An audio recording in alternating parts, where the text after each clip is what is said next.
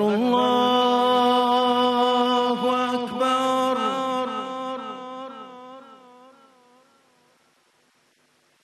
الله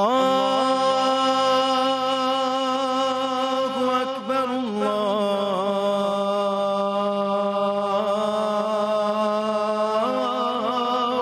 أكبر.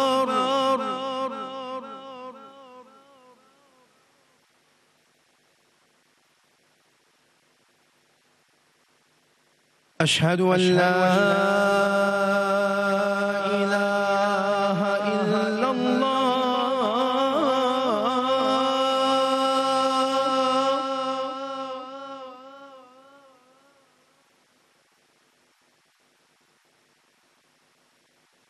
أشهد أن لا إله إلا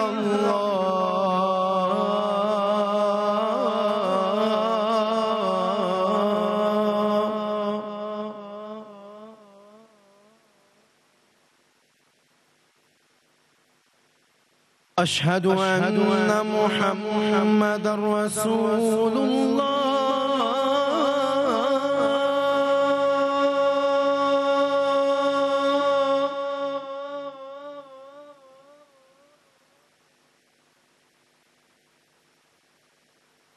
أشهد أن محمدًا رسول الله.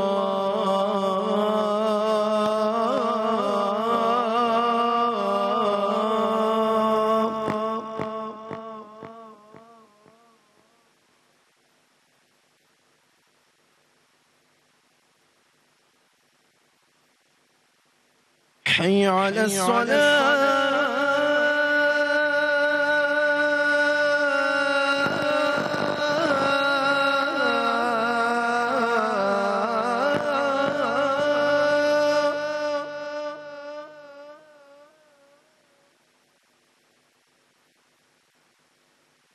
حي على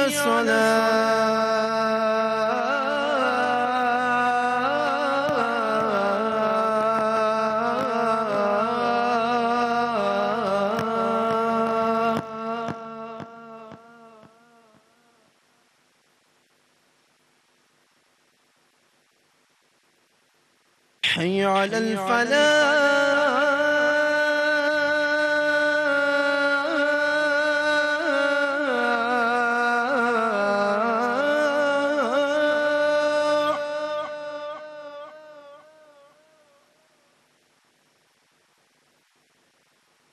حي على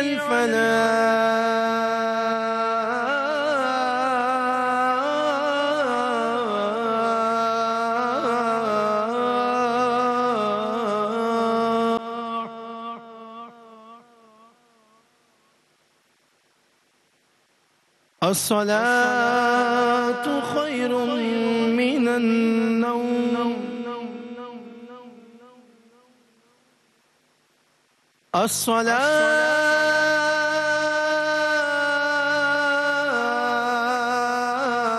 الصلاة خير من النوم.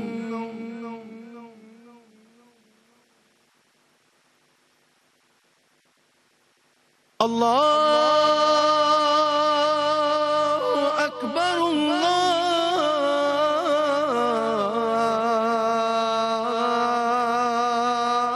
الله أكبر.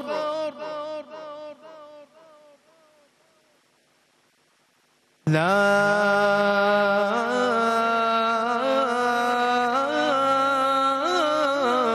إله إلا الله.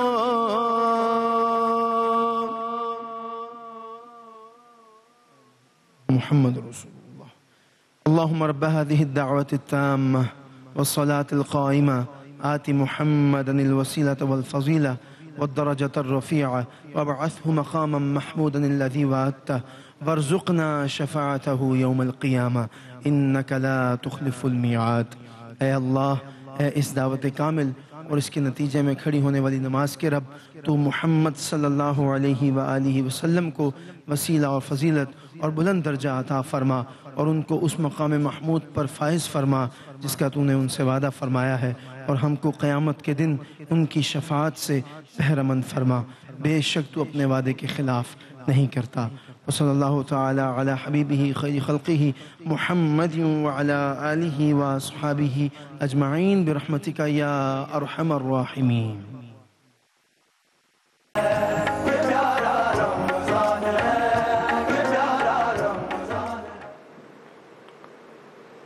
السلام علیکم ورحمۃ اللہ وبرکاتہ۔ الحمد للہ رب العالمین والعاقبۃ للمتقین والصلاة والسلام علی اشرف الانبیاء والمرسلین وعلی آلہ وصحبہ اجمعین، اما بعد۔ میرے محترم عزیزوں، میرے بھائیوں، میری بہنوں، میرے دوستوں، مسلمان کی زندگی صرف مسجد کی حد تک محدود نہیں ہوتی۔ ایک سچا کھرا مسلمان تجارت سے بھی، لین دین سے بھی، زندگی کے طور و اطوار سے بھی نظر آتا ہے۔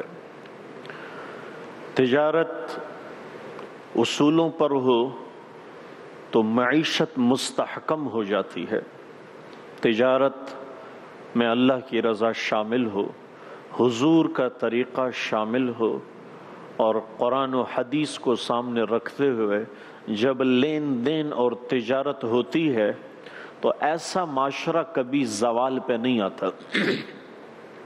ان کی اکانومی بڑی سٹرونگ ہو جاتی ہے، ان کے چھوٹے سے لے کے بڑے تک ان پر وسائل کی وافر تعداد ان کو میسر ہوتی ہے، انہیں معاشی تکلیف کا سامنا نہیں کرنا ہوتا، اور اس میں بنیادی چیزیں ہیں، اس میں سچ ہے، اس میں دیانتداری ہے، اس میں امانت داری ہے، اور صدق و پیمان کی پاسداری رکھنی ہے۔ تو ان چیزوں کا خیال جو قوم کرتی ہے وہ معاشی طور پر مستحکم ہوتی ہے، جنہیں تجارت کرنا اور تجارت سیکھنے سے آتی ہے۔ تجارت کے اصول ہوتے ہیں، اس طریقے سے آپ بزنس کریں گے تو آپ کا کام بھی چلے گا، اللہ بھی راضی ہوں گے۔ آپ کی تجارت تجارت نہیں رہے گی، آپ کی تجارت عبادت بن جائے گی، آپ اپنے لین دین سے اللہ کو راضی کرنے والے بن جائیں گے، آپ خرید و فروخت سے اللہ کو راضی کرنے والے بن جائیں گے اگر آپ اس میں چند چیزوں کا خیال رکھ لیں کہ اپنے کام میں سب سے پہلی چیز جو ہے، سب سے پہلی چیز وہ سچائی ہے، جو مارکیٹ میں بے تحاشا آپ دیکھ سکتے ہیں کہ سچ کا تاجر بہت مشکل سے ملتا ہے، اور سچ ایک ایسی نعمت ہے، ایسی دولت ہے، یہ ہر کسی کو نصیب نہیں ہوتی۔ سچا وہی ہوگا جس کو اللہ پسند کرتے ہوں گے، وہی سچ بول سکتا ہے، چونکہ جھوٹے کی منہ کی بدبو سے، یہ جھوٹ جیسے ہی نکلتا ہے اس کے بدبو سے جو نحوست ہوتی ہے، فرشتے 3 میل دور بھاگ جاتے ہیں ایسے شخص سے جو جھوٹ بولتا ہو۔ شرابی سے، بدکار سے، نافرمان سے، روزہ حج چھوڑنے والے سے فرشتے بھاگتے نہیں ہیں، دور نہیں ہٹتے، لیکن جو جھوٹ بولتا ہے فرشتے 3 میل دور چلے جاتے ہیں، اتنا ناپسند کیا گیا ہے۔ اور ہم نے اس میں تجارت میں سچ کو کھلی چھوٹ دے رکھی ہے، جتنا بول سکتے ہیں آپ بولیں، یہ ہم نے تجارت کا اصول بنایا ہے۔ دکانداری جتنا آپ اس میں ملاوٹ کر سکتے ہیں، میرے نبی نے فرمایا جو ملاوٹ کرے، جو دھوکہ دے، وہ ہم میں سے نہیں ہے، لیس منا لیس منا، وہ ہم میں ہو ہی نہیں سکتا جو ملاوٹ کرے۔ اور دکان کے اوپر لکھا ہوا ہے واللہ خیر الرازقین، اللہ بہترین رزق دینے والا ہے، اور دکان کے اندر کیا ہو رہا ہے؟ دعائیں پڑھ رہے ہیں کہ رزق میرے عزیزو، رزق دعاؤں کے ساتھ، دعاؤں سے کیسے بڑھتا ہے؟ آپ اس کو دیکھیں تو صحیح۔ رزق تو متعین ہے، رزق تو لکھا جا چکا ہے۔ حضرت علی سے کسی نے پوچھا جب رزق لکھا گیا ہے تو پھر مانگنے کی کیا ضرورت ہے؟ کہا مانگنا شرط ہے جبھی ملے گا، مانگنا شرط ہے۔ صبح صبح پرندے بھی نکل جاتے ہیں، پرندے بھی گھونسلے سے اڑ جاتے ہیں، جب جا کے شام کو پیٹ بھرے ہوئے آتے ہیں۔ اس وقت تک سورج غروب نہیں ہوتا جب تک اللہ پوری کائنات کے رزق خواں، جو رزق کھانے والے ہیں، ان کو ان کا رزق پہنچا نہ دے۔ وَمَا مِن دَابَّةٍ فِي الْأَرْضِ إِلَّا عَلَى اللَّهِ رِزْقُهَا، زمین و آسمان میں جتنی مخلوق ہے اس کا رزق صرف ایک اللہ کے ذمے ہے۔ اگر باپ کا رزق بیٹوں کے ذمے ہوتا تو ماں باپ تو بھوکے مر جاتے، ماں باپ کے ذمے بچوں کا رزق ہوتا تو بچے تو بھوکے مر جاتے۔ میرے عزیزو، صبح ہوتے ہی وَجَعَلْنَا النَّهَارَ مَعَاشًا، صبح ہو گئی ہے، اب معاش کے فکر میں چل پڑو۔ آپ تجارت کی غرض سے، مزدوری، سب تجارت نہیں کر سکتے، ہم میں سے کمزور لوگ بھی ہیں جو ملازمت کرتے ہیں، ان کے لیے بھی قانون ہے، ان کے لیے بھی قانون ہے۔ کئی مزدوروں کے ساتھ بہت ظلم ہوتا ہے، کہیں مزدور 24 گھنٹے کا کام 48 گھنٹے کا بتا دیتے ہیں۔ دونوں طرف زیادتیاں ہیں، دونوں طرف ملاوٹ ہی ملاوٹ ہے۔ میرے عزیزو، اس سے عام طبقہ پھنس جاتا ہے، عام طبقہ جو ہے وہ پھنس جاتا ہے۔ اور پھر تجارت کے اصولوں میں جب لین دین کا وقت آتا ہے، اللہ کے نبی نے فرمایا جو خریدا ہوا مال واپس لے لے، خریدا ہوا مال واپس لے لے، میں جنت کے بیچ اس کو محل دینے کا ضامن ہوں۔ ایک صحابی نے یہ فضیلت سنی، دکان کھول دی، دکان کھولی، کافی دن بیٹھے رہے، ایک دن آیا دکان بند، تو لوگوں نے پوچھا چلتا پھرتا کاروبار کیسے بند کیا؟ کہا کہ میں نے تو یہ چلنے کے لیے نہیں کھولی تھی، میں وہ فضیلت لینا چاہ رہا تھا۔ کہ کون سی؟ کہا اللہ کے نبی نے فرمایا جو خریدا ہوا مال واپس لے لے، یعنی ریفنڈ کر دے، تو میں اس کو جنت کے بیچ گھر دینے کا ضامن ہوں۔ ہماری دکانوں پہ لکھا ہوا ہے نو چینج نو ریٹرن، نہ چینج ہوگا، نہ ریٹرن ہوگا، نہ ریفنڈ ہوگا۔ میرے عزیزو، یہ تجارت کے اصول نہیں ہے۔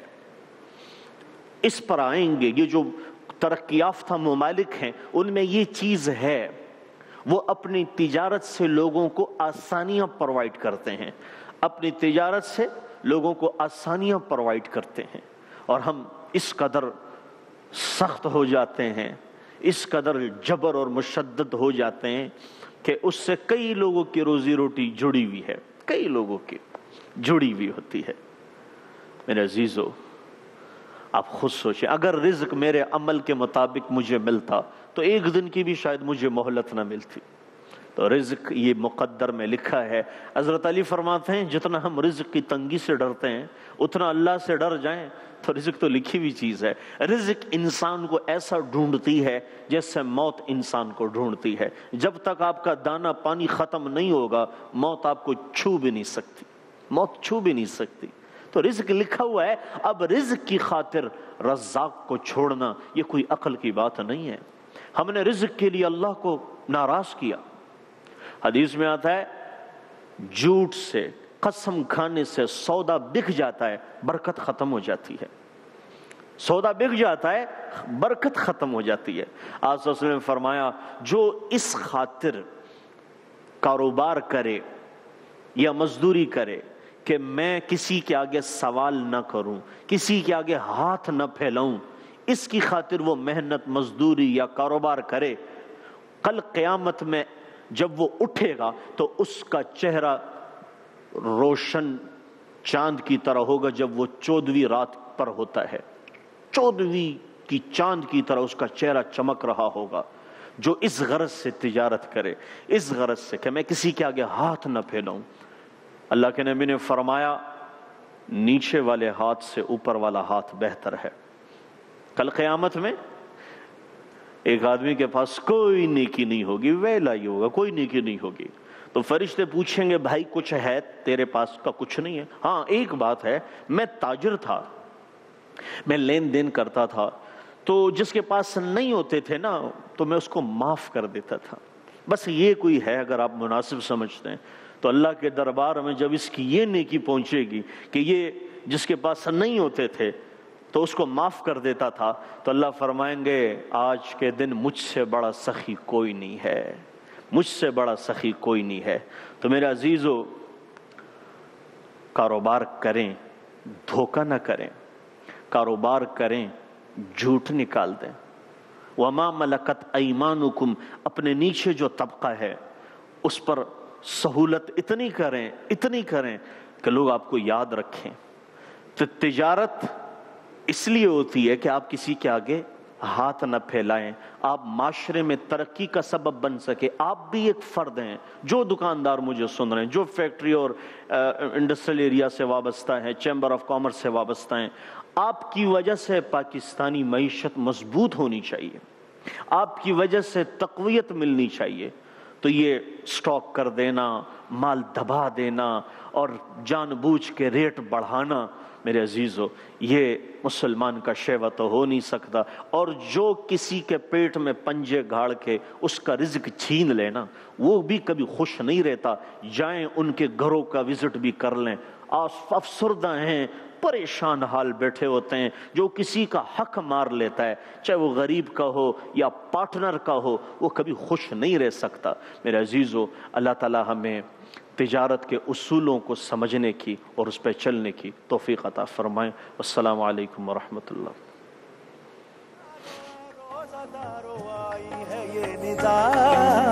رحمتوں کے دروازے کھل گئے کہتا قرآن ہے،